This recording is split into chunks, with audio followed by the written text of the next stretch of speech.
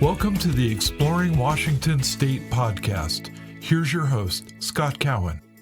All right, everybody, I am your guest host this week. My name is MacKenzie, and I am sitting here talking to a local Seattle musician, and I'm very excited to have him on. So why don't you go ahead and introduce yourself? Hi, thanks for having me, MacKenzie. I am Grieves. I guess it still feels weird saying it, it feels like a superhero name. But I go by the name Grieves. I'm a Seattle musician. Although I feel like maybe Seattle doesn't really know that I'm a Seattle musician. I've been there for like close to 20 years, and it's still like all the time. It's like, when are you coming back to Seattle? I am currently having lunch in Seattle right now. I've been here the whole time. Do you think that's because the Seattle music scene is so big, or why do you think people don't know you're from or in Seattle? It's always been that way for me. Like, I never got local press. I never got, like when stuff like Capitol Hill Block Party and Bumper Shoot and stuff, and we would submit for it, and they would be like, "Oh no, we're looking for like some local artists," and it's like, what are you talking about? Like, I'm right here.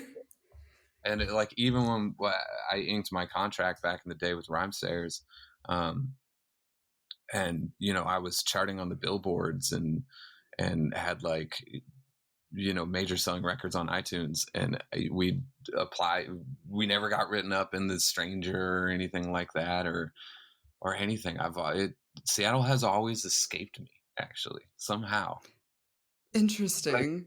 I think that it's been my blessing, because if I'm just a local guy, you can see me whenever, right? But if people think that I'm only going to be there, once a year, once every other year, then they'll roll out and try to make it happen.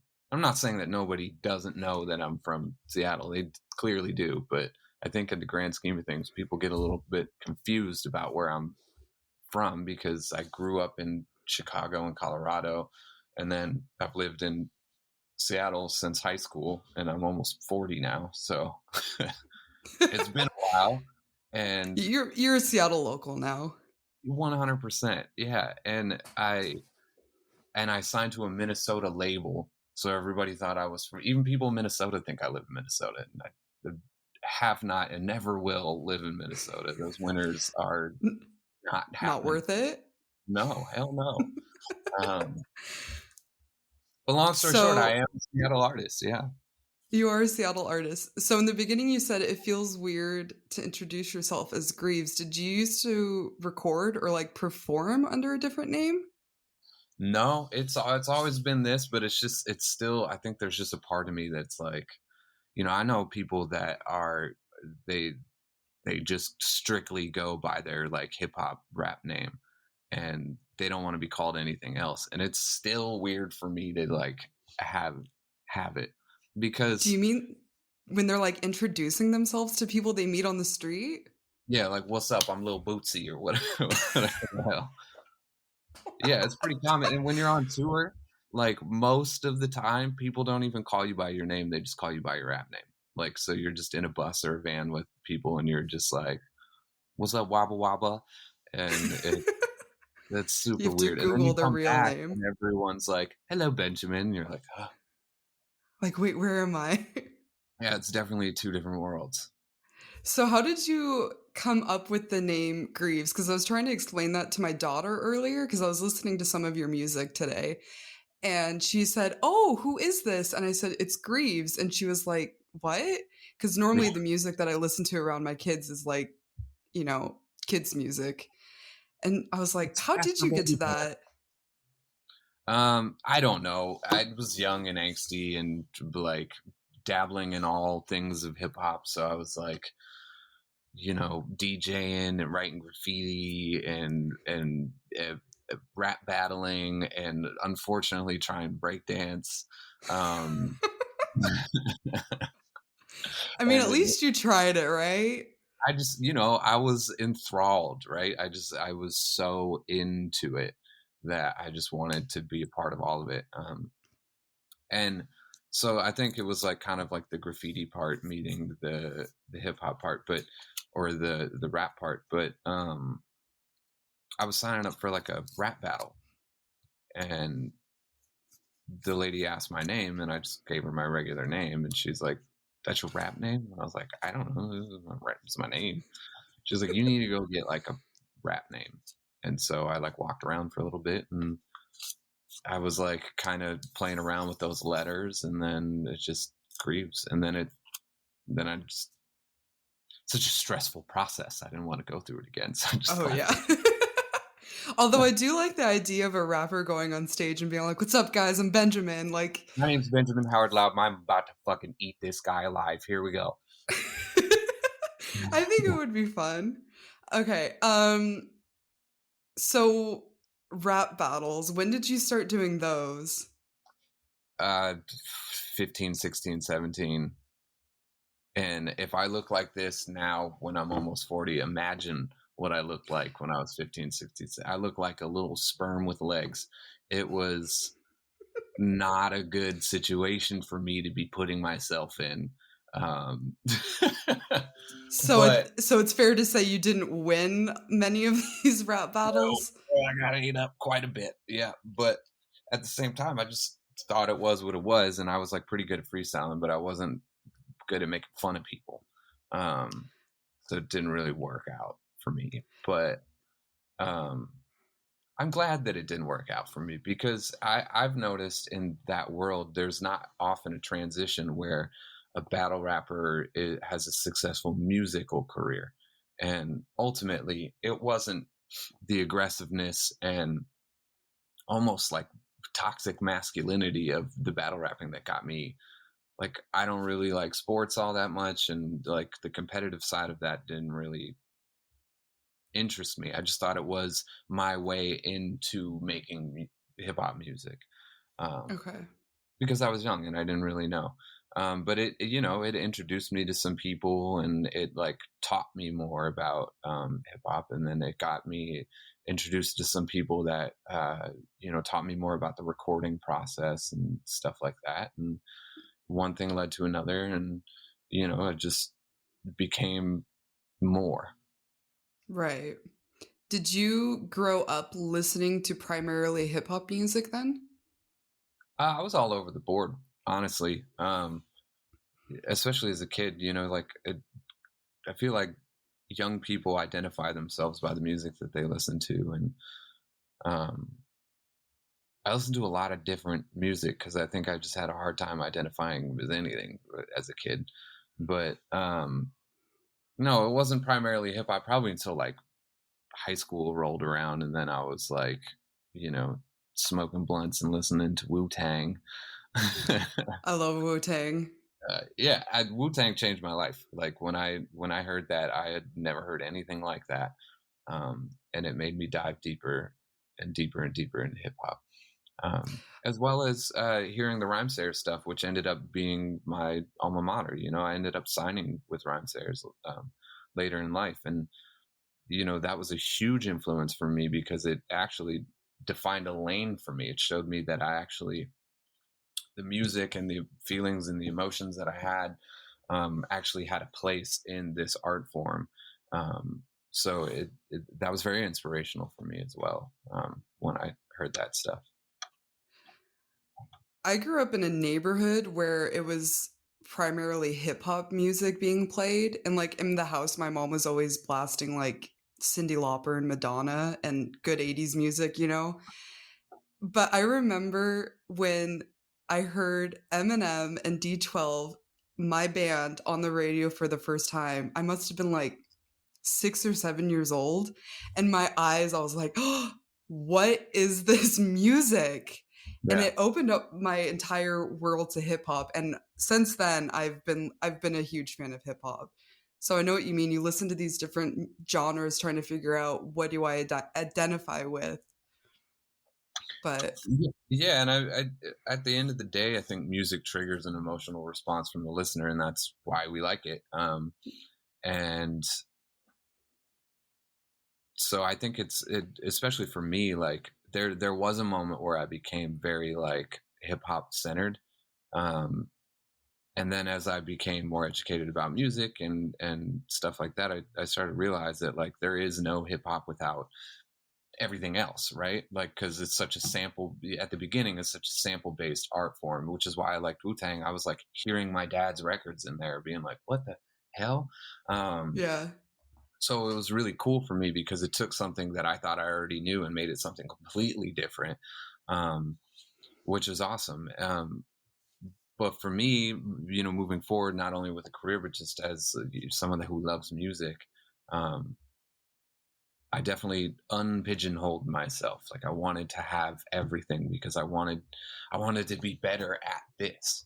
Like to be better at hip hop, I needed to listen to more music that wasn't necessarily hip hop. But yeah, as a kid, it was like punk rock.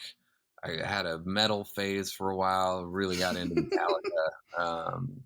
And then, before that, it was like whatever. And then like the music that my parents listened to, which was like a lot of blues, a lot of jazz, and a lot of soul. So, which all has its roots, or hip hop has its roots in blues and all of that. 100%. Yeah. All those records that I grew up listening to, I would hear on, as samples and some of these songs. So it was cool. How old were you when you started like writing your own songs? I think when I've like penned my first like song, I was probably around 18.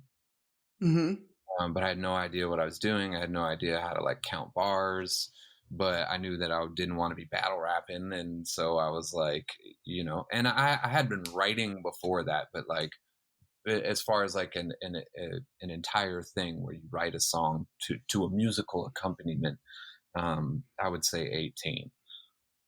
And what is the process like for you when you write a new song? Like, how does that start? Like, obviously you have the idea, but where does it go getting the idea into song form for you? For me, I think it's pretty unconventional. And I've had this conversation with people and other artists, and I think my answer is frustrating for people. But it is what it is, and that's just my process. I don't have one. If I had to say anything, it would be just blank slate. I don't want anything going on when I'm in the studio, or I can't focus. So if had something traumatic had happened early in the day, like that's not a good time for me to go and write, because I also produce. And often those things don't really match up at the same time. Sometimes they do. But for me, I'm a better producer when it's clear skies. And that way it's easier for me to run with the first idea that comes to my head, opposed to forcing an emotion into an idea that I might not actually be capable of at the moment. So I try to be as like blank slate as possible, and then I let the music do the talking, and then I let that define the emotion and the ideas, and then it starts coming together, and there it is. And for me, that's just the way to get the most authentic music. And in a day and age where anybody can record anything and have it on Spotify in the next, 14 days, the only thing that separates me from you is my authenticity, right? My originality, my process, my thoughts and emotions and stuff like that.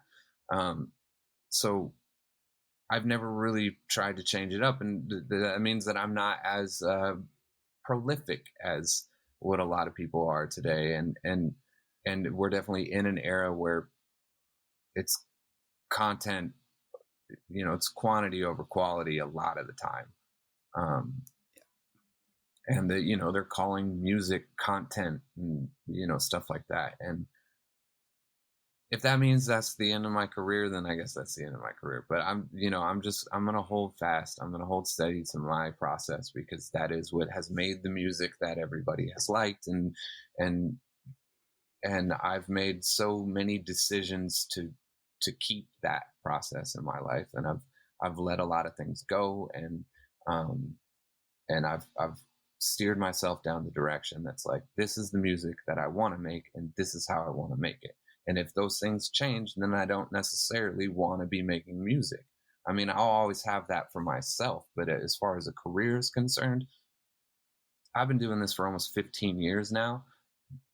Professionally, I quit my job at Bizarro's in Seattle in 2007, and I've been full-time musician ever since. And the How day was that it I for you came, to what's up? I just wanted to ask what the transition was like for you from quitting your job in Seattle into going full time with music. Were you, I mean, that's a huge decision, which I'm sure that you mulled over a million times in your head. But what did it feel like when you finally walked into your job and you're like, I'm done, I'm out, I'm making music full time? I walked into my job and my boss said, "You're done. You're going to go make music full time." I love that. It was the other way around. He was kind of like a mentor to me, and we had met in a studio. Shout outs to Mike Easton. He's a Northwest legend as far as the culinary scene is concerned, with Il Corvo and now Il Nido, and he's starting a place in Eastern Washington. I wouldn't be here without that dude. He gave me the patience and the knowledge that it took for somebody to balance a job and a music career. And then when he saw that it was time, he kind of like cut my strings and he's like, if it doesn't work, come back here. But He kicked you out of the nest. he did. He kicked me out of the nest, and it was hard, and it was scary as shit for a little bit, but it worked. And the first couple of years were brutal, but we pushed through. And that was in 2007? Yeah. You produced an album independently in 2007, right? I did. That was my first record. It had come out in July, I think, of that year. It was Irreversible. And I had released it independently, and then I got an opportunity to go on tour with Atmosphere as like a DJ for Gray Skull. So I took that opportunity and I did the best that I could to kind of sell myself on that tour. And what I did was I printed 10,000 samplers of that record, and I just walked around the venue after we played and had conversations with 10,000 people throughout that whole tour and gave away every single one of those samplers. And then by the time I came back, those samplers had like paid for themselves and through iTunes money, and that record was starting to take off a little bit. And then I started getting calls from little labels, and even Def Jam at the time was calling in, but I was still very in this like hip hop mode where it was like independent and I need to do this my way. And I ended up signing with a independent label out of Kansas, and it just didn't really work out. It was a really bad situation for me, and it taught me a lot about the bad parts of the music industry, and that there's just like a lot of not good people out there. And that was really depressing for me, and like kind of fucked me up because I had like let go some opportunities that I probably should have humored at that time to do something that I thought was better for the lane that I thought I was in. But that all turned out into me having a conversation with Rhymesayers, and that turning into me being, where my idols became my peers. So. And are you still with Rhymesayers? I'm not. I was on there for a little over 10 years. And then when the pandemic hit, I decided that I kind of wanted to go a separate direction. And it took a while because I was still under contract, but they helped me figure it out. And I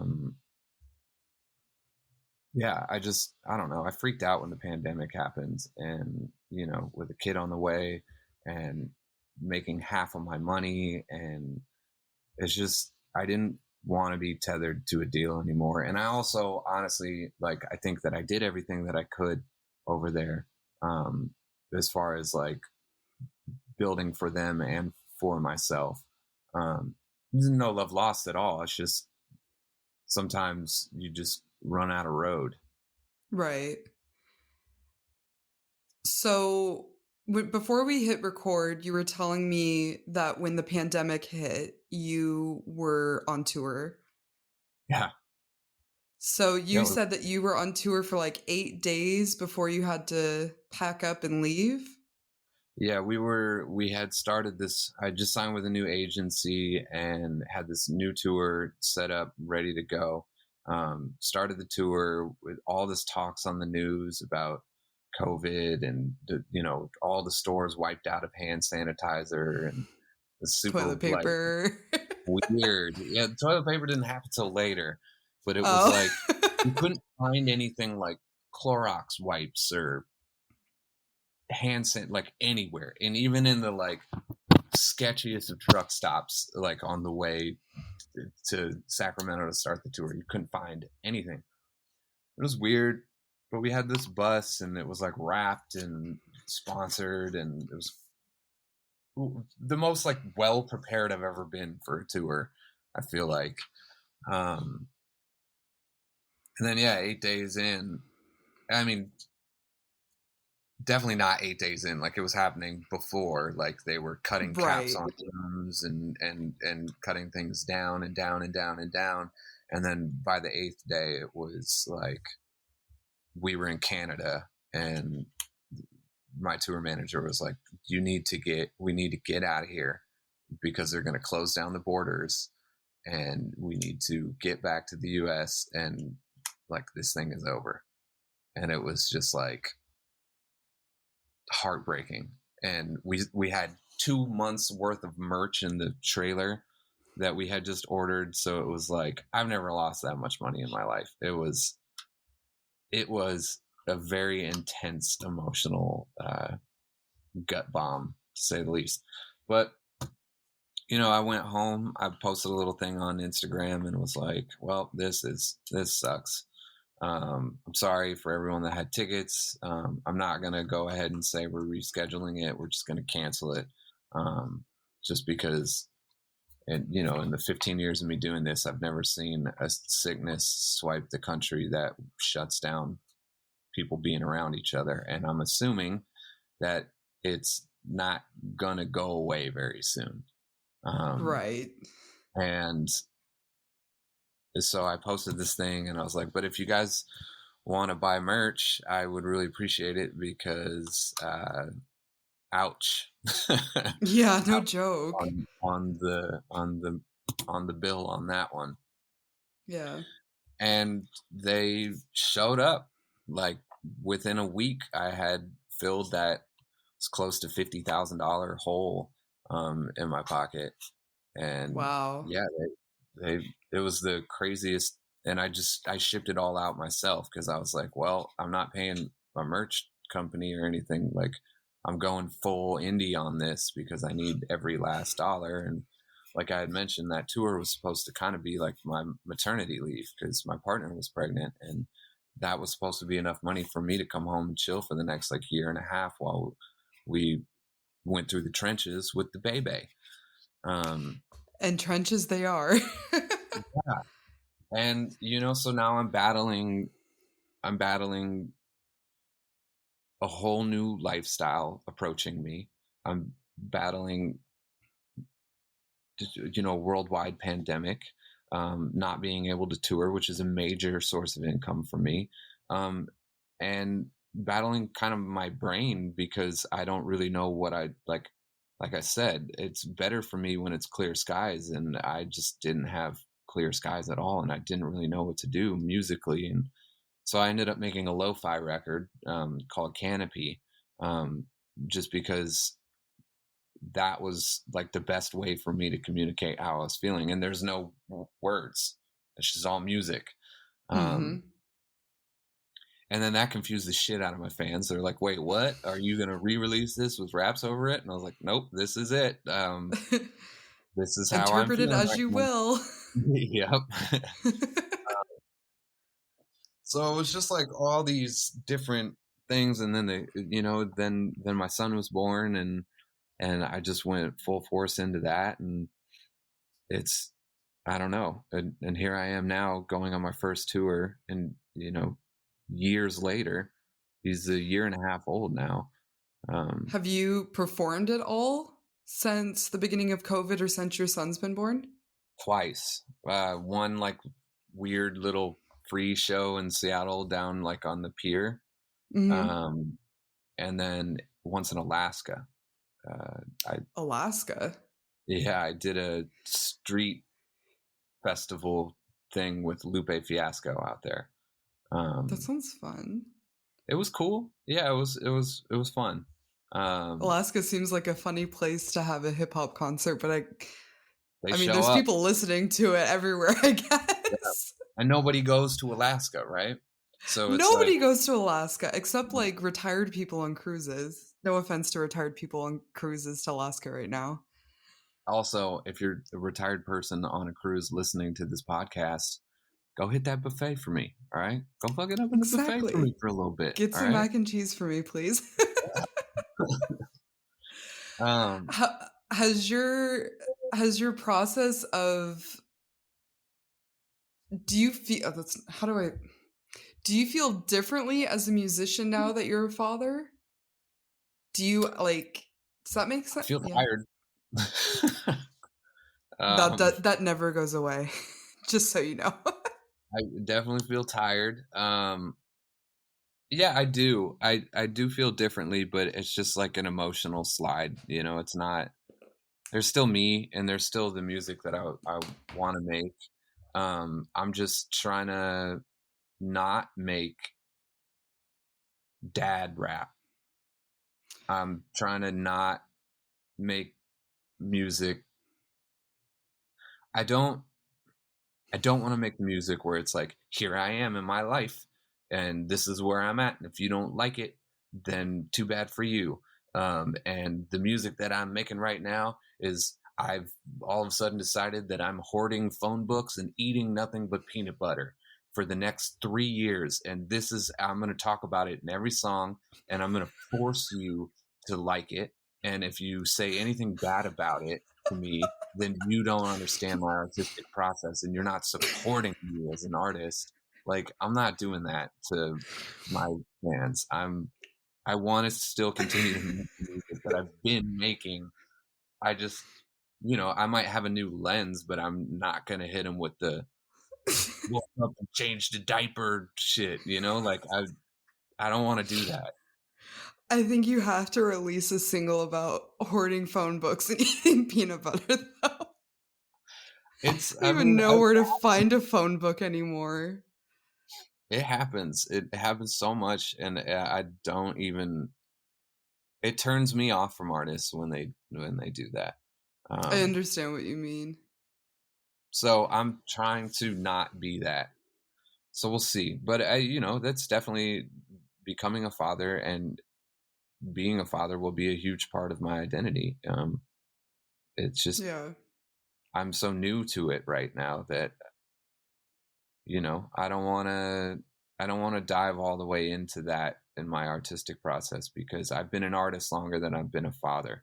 And there's people that have been a father longer than I've been an artist, that listen to my music, and I'm not an expert.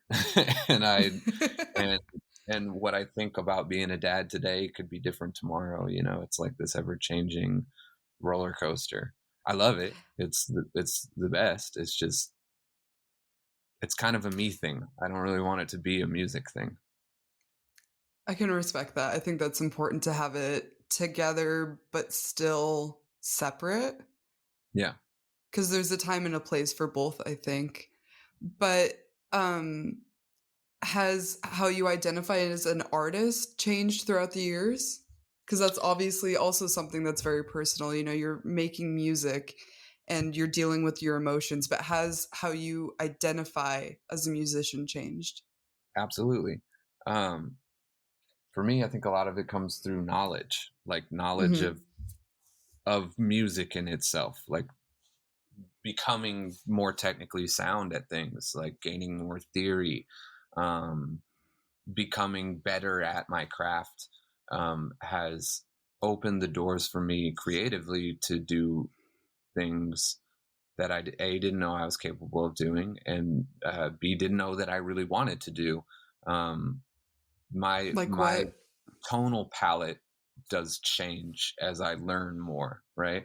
Mm-hmm. So, when I first started, I was looking for high pitched soul samples, and I was looking for sounds that made me feel something. Sampling records, but I was also like, I need to sample records because everyone's sampling records. I don't want to break the sound Mm-hmm. bubble that everyone lives in right now. But there became a time where a sample felt really limiting to me, because I, as a lyricist, wanted to take my stories or whatever I was saying and have them stretch out a bit longer for me. And I'm going to talk a little bit about, like, this is not super technical music stuff, but it's music stuff. When I'm sampling, I'm more or less limited to the arrangement that I chop up. I can't drop things out, really. I mean, I could drop the whole sample out, but more or less you have what you have. And if I want to slowly build this thing up over, 2 bars, 4 bars, 8 bars until we hit the 16, and then have 8 bars of just like full in, it's really hard to do with samples, to find samples that grow like that, or chop around to get samples from other records to go in. And it's really fun doing it, but I found myself at a point really wishing that I could make this sample do something else. Like, I wish that it would change chords here, because I feel like I want to take the story like in a different note, emotionally, which led me into playing things. But there's that jump from irreversible to 88 keys where I was kind of doing both, but I was trying to make the stuff that I was playing sound like samples, and it was really hard because I didn't really have the knowledge to do that yet. Mm-hmm. And so I went to a studio that had all this old gear that was the gear that used to record that music, thinking that would be the missing link, and it wasn't. There was still thinness to that record, because of the lack of sampling vinyl. We don't need to go into why it feels thicker. There definitely is a reason for that, but it just, hip hop at the time, comparatively, that record felt really thin. Mm-hmm. So moving forward, how was I going to change that? And luckily, music in itself, like, I wasn't the only one in hip hop having that feeling, and hip hop music started more and more and more becoming this hybrid of the two things. Technology became a lot more accessible to make those things sound similar, and like now to the point where it's just like you could slap a little plug-in on it and it's like, whoa, it sounds like a sample. But it didn't used to be that way. And so once we put out Together Apart and I had kind of found my sound in between those two things, I made the record and I was like, oh, well, that's pretty much all I know how to do with it. So now I need to learn more. I need to learn more about music, or else I'm just going to keep playing the same licks. I'm going to keep trying to do the same tricks, licks and tricks over again. So every record has kind of been a display of my advancement in music, and the music gets more complicated as it goes. The arrangements get different, and you see it does get a bit jazzier. Like there's definitely some stankier chords going on as the records progress from Together Apart, which is like all very good but simple stuff to, you know, to now where there's a lot more dissonance and a lot more like, I or did even just notice that. or I did notice that when I was listening to you on Spotify earlier, because I've been playing it for the last few days, and I was listening to some of your earlier stuff, and I was kind of like going through the years, and I did notice. I mean, I'm not a musician, but I could hear the difference in the music and your voice and how you're rapping and everything. And you do have that a lot with other artists where it's like you can listen to their stuff from 10 years ago and present day, and it still sounds the same. Like it didn't get any more complex. The way that they're singing or rapping, it still sounds the same, and there's not a lot of growth in their music. yeah. And I think that has to be hard because at some point you do get comfortable with how you're singing or performing and like getting out of that box. I can't even imagine having to do that. Well, the hard part is when you do something that's successful, you know, like Yeah. when you write a song that becomes your song, and then every song you make after that is like, will it hold a candle to it? Yeah. Can you be okay with not writing that song ever again? Right. And Are can you deal there with hordes of people that are like, I miss it when you made this song? It's like, well, guess what? That song exists, and you can go listen to that song whenever the hell you want. But I don't and need to I'm write it going again. to evolve. No. Yeah, I don't need to write it again, because if I did, you would still be on here going, I like the other one better. And it's like, okay, so we're in agreement. We should be doing something else then. Exactly. Um which artists do you listen to that you feel like you pull inspiration from, or do you pull inspiration at all from other musicians? I do, but it's not like a regular, like I don't have one artist that is just like, oh, with me. That is my muse. It's cherry picking, like I'll hear something and be like, whoa, that's tight. What is that? Run that back. Or, like listening to old records and being like, yo, and just like, I'll like hold my phone up and like record it. Next time I'm in the studio, I'll listen to it again and be like, okay, I want to do something like that. Or I'll look that artist up on YouTube and like kind of dive down the rabbit hole. Or if I don't have any inspiration at all, I'll go on YouTube and just dive deep cuts of like old vinyl records that like people have put up, and like old Cambodian funk music or something, and just like listen for something that makes me feel something, and then think about why it made me feel something, and then try to work on that idea. And sometimes I'll even just sample that thing and then build up on top of it and then throw the sample away and then see what I have, once it's gone. What would you say that, I mean, this is kind of an abstract question, but what would you say your goal, or like, yeah, what's your goal with your music? What do you want your audience to, how do you want your, like, what is your ideal audience person thinking when they're listening to your music in a perfect world? I like my music to be open-ended. I like it to mean one thing for me, can mean something completely different to you, and can mean something completely different to somebody else. But in that idea, it still creates like a togetherness, which is something that I noticed from touring so much, was like someone will come up to me and tell me how a certain song affected them and change their course a little bit, or help them along the way with something. And that thing is, in my mind, nowhere near what I was writing about, but it's shown me so much how like music communicates and facilitates with the human experience. And that's been extremely rewarding for me, and I want to continue that, which is why I said I don't want to make music that is like forcing my lifestyle on people. I want it to remain this open book so that we can talk about it later, so we can have book club. That is my ultimate goal, and I think I am achieving it.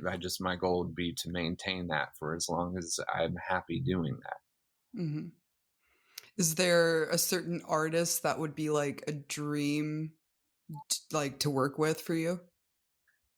Yeah. I mean, there's like things like Questlove and stuff like that. Like, I would like to work with I would like to work with artists that will open me up and maybe to that next level. Like, and I don't mean in my career. I mean as far as my musical knowledge is concerned.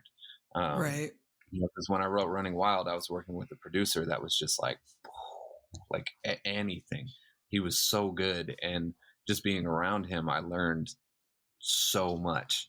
And so yeah, Questlove would be a huge one, because I feel like I would walk away with just like my mind blown from that experience. But Mountains of it would also be knowledge. very nerve wracking, because I would be so nervous to Little with bit of a artists like that. fangirl moment in the beginning.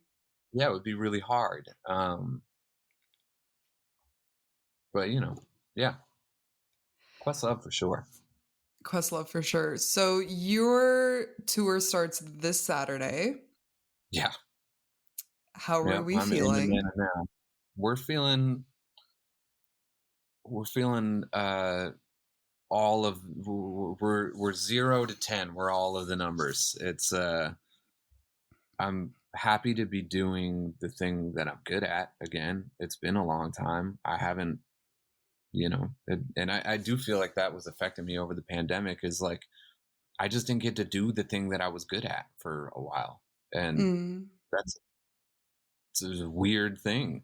And I was like trying to find other hobbies and stuff, and it just was like frustrating, because I was like, no, I am good at touring. I'm good at this.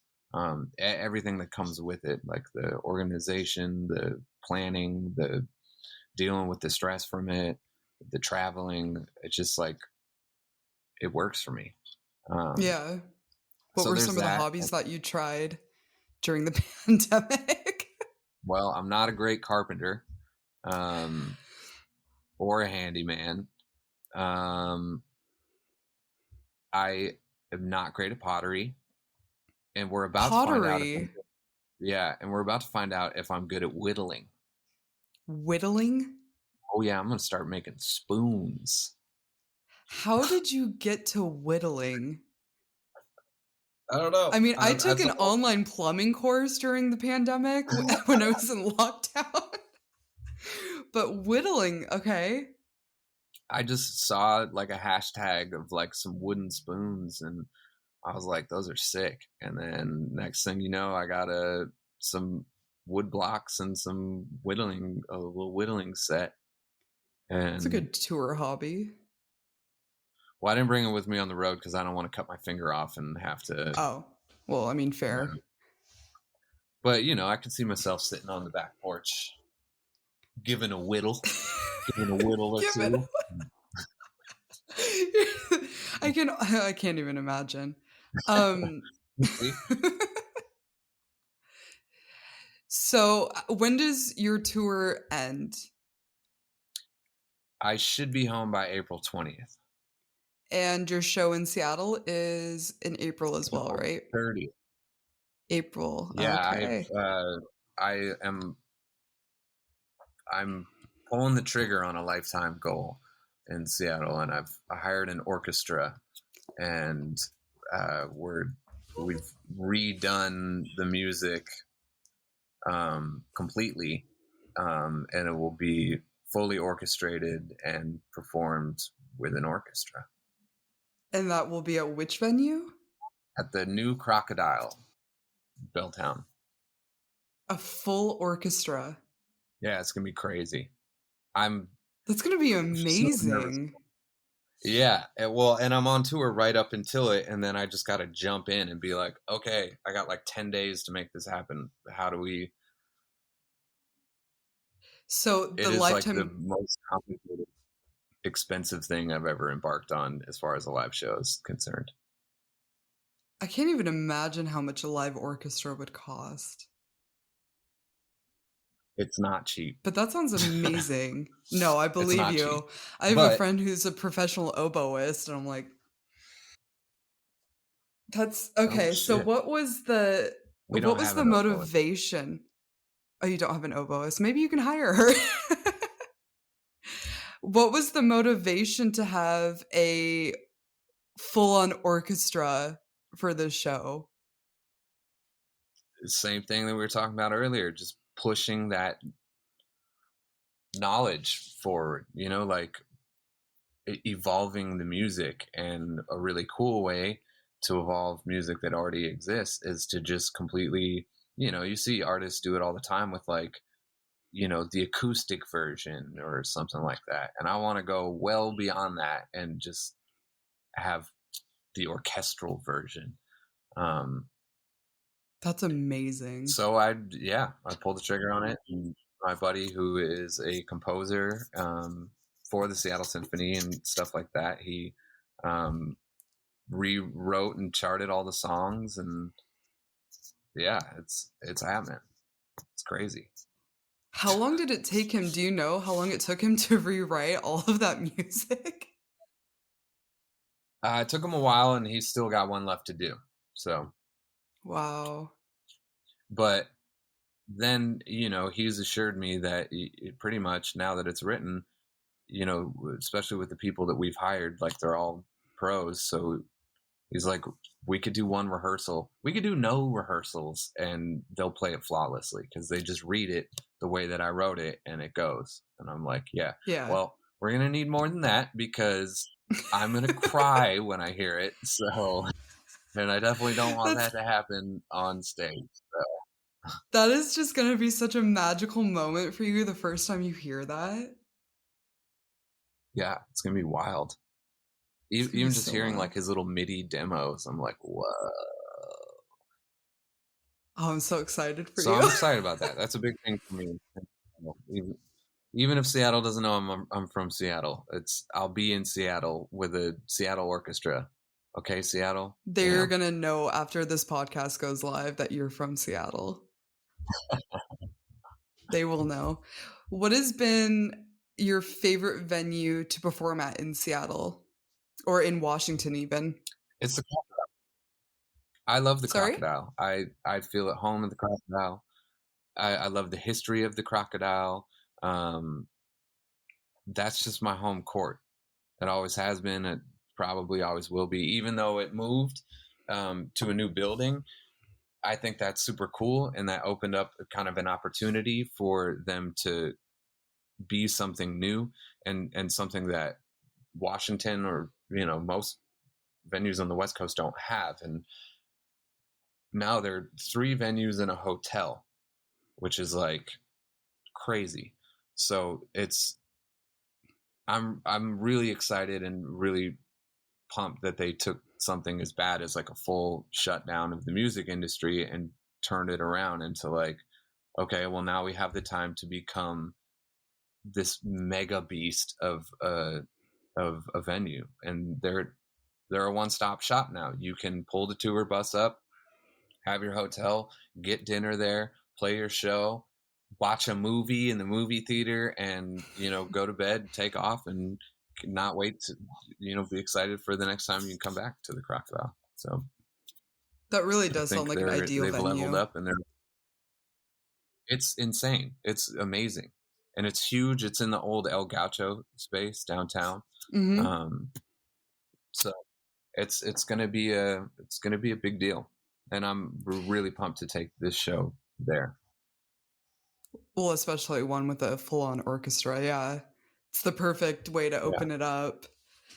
Is there a venue anywhere in the world or like in the States that would be your like dream venue to perform at? I've been pretty lucky. I've got to play a lot of them. Yeah. You know, the Fillmore in San Francisco, the Greek Theater in Berkeley, Red Rocks in Colorado, the Gorge in Washington. Was that on the Warped Tour? I even got to play Moulin Rouge. Yeah. And the I Moulin played Rouge. Yeah, in Paris. Wow. So I've been lucky enough to play some pretty cool spots. You know, I mean, what am I going to say? Grand Ole Opry? Like, You never know. I'm not going to play there. It'd be cool. You could turn into an opera singer. There is enough time. For a country musician, I don't see that happening. I almost played Benaroya Hall during quarantine, but there was going to be like a live stream and there wouldn't be anybody there. So that would have been kind of spooky. It would have been weird. Yeah. That would have been really weird. But, you know, I've played all sorts of cool places. I got to play at Meow Wolf in Santa Fe, played the Pabst Blue Ribbon Theater. I've sold out the Troubadour in Los Angeles. Played tons of classic venues in New York. Sold out First Ave in Minneapolis, which, you know, if you're a Prince fan, you know about First Ave. So I've been lucky enough to have a lot of legendary that's not a Prince venues. fan. Really? You really? Wow. It sounds Damn, like you really just have said been that live on air. I've said worse things on the podcast. I will admit it. I think I'm going to get fired after that statement. I really am not a Prince fan. Not that I think his music is bad, nothing about that, but it's just not, it doesn't do anything for me. His tiny little sexy eye. All right. Exactly. I get it. So when you're not making music or whittling, what do you like to do?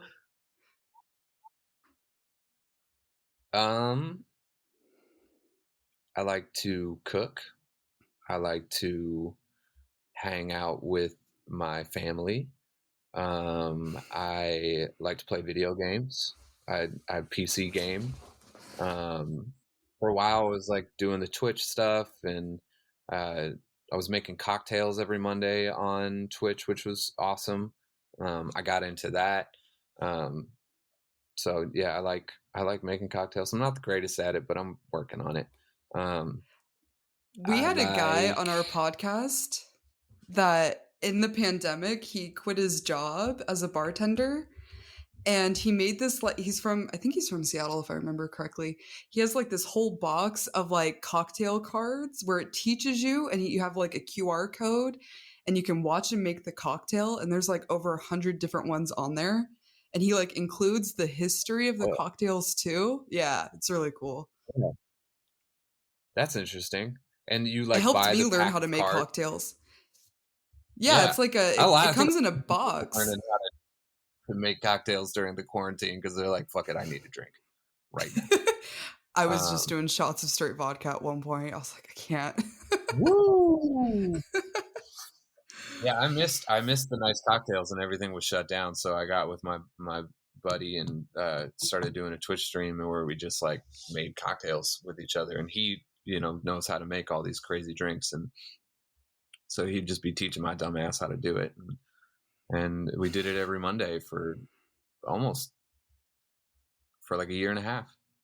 Wow. It's pretty good. Yeah. What was your favorite cocktail that you made? He hit me to the Boulevardier, and now that's my favorite cocktail. That's my go-to cocktail of all time. It's like a Negroni, but with what's in there? Rye or bourbon. It's one part. I like it with bourbon, so 1 part bourbon, 1 part sweet vermouth, and 1 part Campari. Sounds kind of good. I'm not a bourbon drinker, but that sounds kind of nice. Level. You could do it with rye whiskey, or you could do it with gin, and then it's a Negroni. That might be easier for me to handle. I've been drinking sour amarettos. Amaretto sours? Yes, amaretto sours. And I don't know why, but I always, like, whenever I'm out and I'm like, I'm primarily a beer drinker, but when I am out and I'm like, oh, I would Yeah. like a cocktail right now, and I go to order it, I always forget what it's called first and foremost. And I feel like an old woman when I drink it. It is kind of an old woman-y drink. I will is, give you isn't it? that. But it's nice. It's kind of, it's almondy and sweet, and it's got a little zip. It's got something to it. We made amaretto sours for one of our streams. I'm bummed that I didn't know you were doing that, because I would have definitely tuned in, because there's something, I love watching people make cocktails, especially like not bartenders, but like normal people making cocktails, because people get really into it.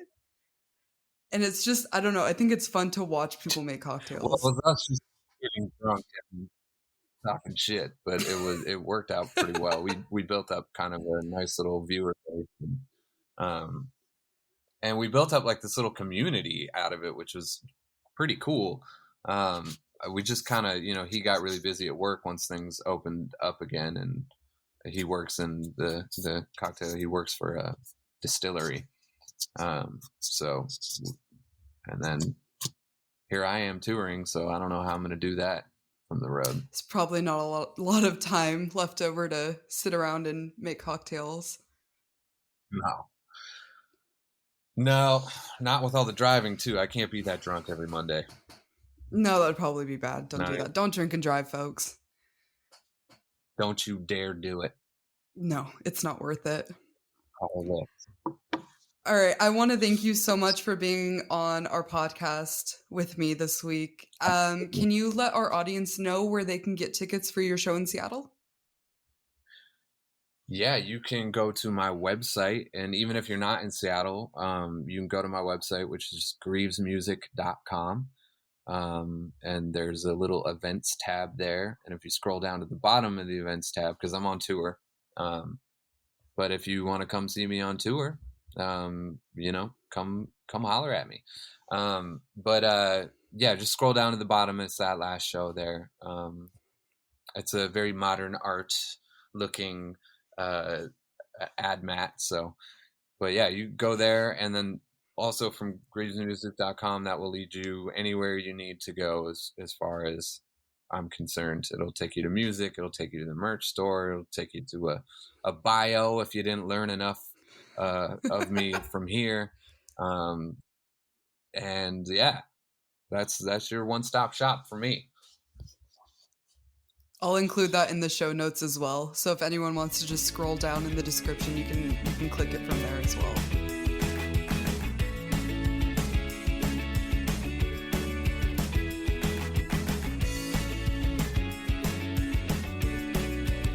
Join us next time for another episode of the Exploring Washington State podcast.